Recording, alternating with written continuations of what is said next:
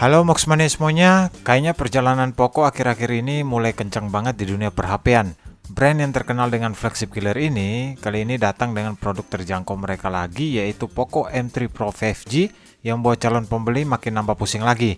Karena HP ini tuh kalau di pasar global dibanderol dengan harga 2 jutaan. Nah, apa aja sih isi dalam boxnya? Check it out!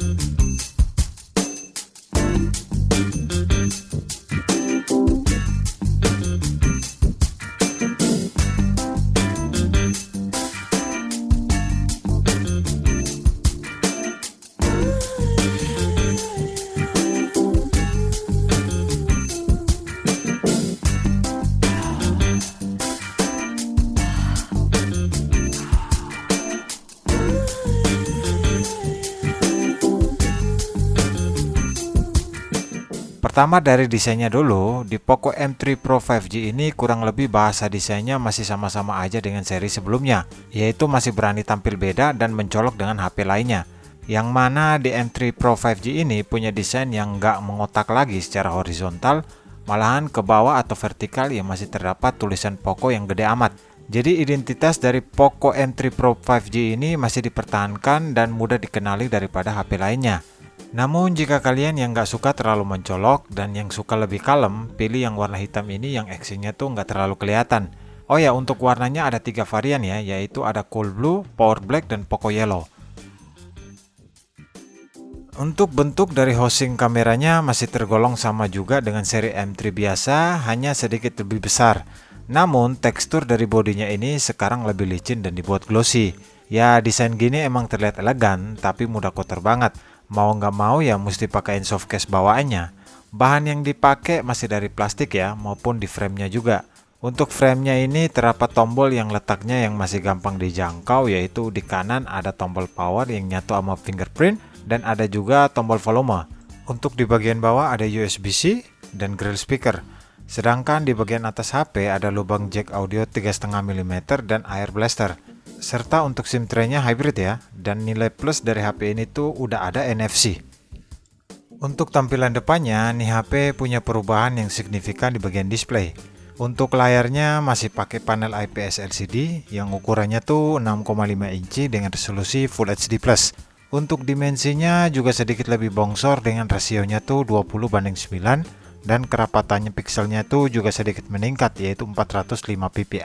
Jadi kualitas gambarnya tuh jauh lebih tajam ketimbang di seri M3 biasa.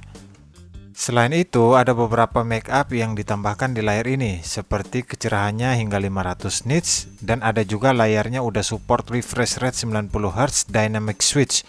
Jadi layarnya ini akan otomatis menurunkan kecepatan layarnya mulai 90Hz dan paling rendahnya tuh 30Hz sesuai konten apa yang dibuka.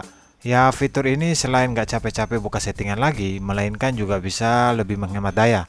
Untuk desainnya kali ini tuh udah pakai kamera ponsel gini di bagian tengah layar yang terdapat kamera selfie 8 megapiksel di dalamnya. Dan layarnya ini udah dilindungi Gorilla Glass 3. Untuk segi kameranya ini tergolong sama juga di seri M3 biasa dan gak ada upgrade yang signifikan. yaitu punya setup triple kamera belakang dengan ukuran sama juga, yaitu 48 megapiksel lensa utama, ditemani lensa 2 megapiksel bokeh dan 2 megapiksel lagi lensa makro. Untuk perekamannya masih di resolusi 1080p di 30 fps aja. Dan kali ini Poco juga nggak menghadirkan lensa ultrawide lagi, ya sama aja kayak di M3. Di sektor jeroannya, Poco M3 5G ini menggunakan chipset pertama yang dipakai di Poco, yaitu MediaTek Dimensity 700 dengan fabrikasi 7 nanometer. Dan tentunya udah support jaringan 5G band N40. Jadi secara spek HP ini juga udah siap menerima jaringan 5G dari Telkomsel yang pertama kali uji coba di Indonesia. Untuk sektor performa, chipset ini tergolong handal. Contohnya aja jika dipakai main game di settingan 60 fps masih stabil-stabil aja dan masih bisa kompetitif. Ya terkadang sering terjadi drop fps jika di kondisi baterai 30% ke bawah. Keseluruhan untuk dipakai buat kebutuhan sosmed dan multitasking ini sih lancar jaya. Untuk skor Antutunya itu di kisaran 326 ribuan. Selain itu, untuk mendukung chipset Dimensity 700-nya, Poco memberikan dua varian RAM, yaitu ada RAM 4GB internal 64 dan RAM 6GB internal 128GB. Kapasitas baterainya ini 5000 mAh yang udah disupport fast charging 18 watt. Untuk fitur-fitur yang didapat tuh ada second space, floating window, video toolbox, dan terutama game turbo. Sistem yang dijalankan di HP ini tuh di MIUI 12 berbasis Android 11. Untuk statusnya dari HP ini tuh katanya udah mengantongi sertifikat TKDN, tapi entah kapan tanggal mainnya masih belum jelas. Ya ditunggu aja deh. Oke, segitu aja dulu, nanti kita bakal review lebih detailnya tentang HP ini. Jangan lupa subscribe, like, dan share ke teman-teman lo. Oke, Volkan di sini. Ciao.